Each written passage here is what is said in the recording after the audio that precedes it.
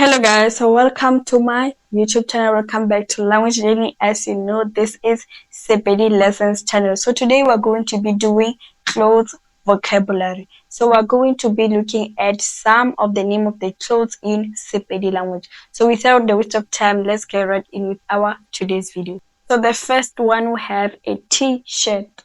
A t-shirt is called sikipa.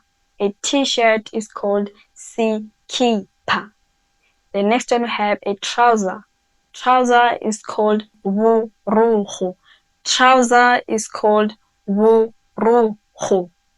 The next one, we have a jersey. Jersey is called jesi. Jersey is called jesi. The next one, we have a skirt.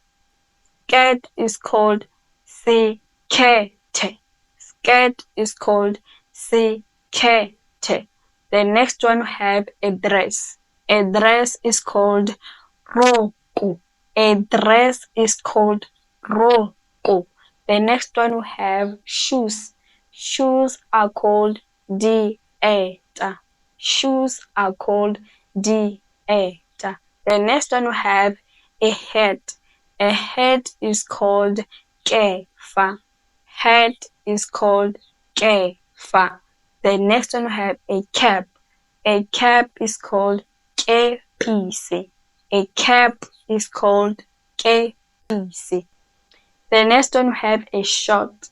A short is called shoti. A short is called shoti. The next one, we have socks. Socks are called masokisi. Socks are called masokisi. Socks are called masokisi. The next one, we have sunglasses.